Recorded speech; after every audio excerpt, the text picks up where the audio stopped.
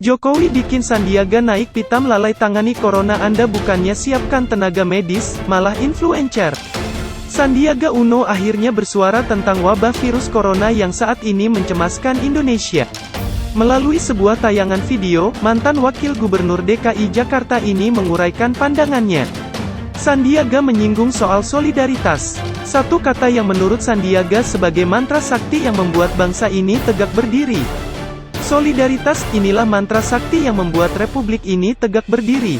Di negara demokrasi, rakyatlah panglimanya. Bukan ekonomi atau politik, ujar Sandiaga membuka isi hatinya. Sandiaga mengajak masyarakat untuk merenungi satu kata, solidaritas tersebut. Sebab kata itulah yang digunakan sehingga bangsa-bangsa lain datang membantu kala Indonesia membutuhkan.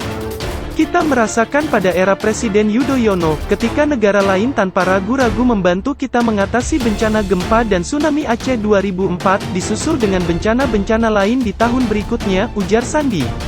Bantuan itu membuat bangsa ini kembali tegak berdiri setelah prahara.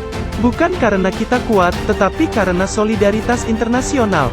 Sandi pun menyinggung kekecewaannya terhadap langkah yang diambil pemerintah saat virus yang mengguncang kota Wuhan itu mulai menyebar ke belahan negara-negara lain. Menurutnya, pemerintah bukannya segera mengambil langkah antisipasi tetapi malah memikirkan sektor pariwisata. Bulan lalu ketika wabah corona melanda Tiongkok dan beberapa negara lain, kita terguncang melihat langkah yang diambil pemerintah. Bukan darurat yang disiapkan, tapi insentif sektor pariwisata, tukas Sandiaga. Sandi juga mempertanyakan mengapa pemerintah tidak segera membatasi pintu masuk untuk menekan penyebaran wabah itu. Ia juga kecewa saat pemerintah malah sibuk menyiapkan anggaran untuk influencer asing daripada menyiapkan tenaga medis. Pintu masuk bukan dipersempit, malah dibuka lebar. Bukan tenaga medis yang dipersiapkan, tetapi anggaran untuk influencer asing, ujar Sandiaga. Lulusan Universitas George Washington tahun 1992 ini mengingatkan bahwa di dalam negara demokrasi, rakyatlah panglimanya, bukan ekonomi atau politik. Sehingga dalam menghadapi permasalahan seperti wabah virus corona, sepenuhnya harus dilakukan untuk kepentingan rakyat. Rakyat butuh pemerintahan yang tanggap, bukan yang gemar menangkap. Pemimpin yang mau mendengarkan, bukan malah mereka yang merasa berbeda di sosial media. Pemimpin-pemimpin yang terus mendengarkan, inilah yang diperlukan oleh bangsa dan rakyat Indonesia, ujar Sandiaga.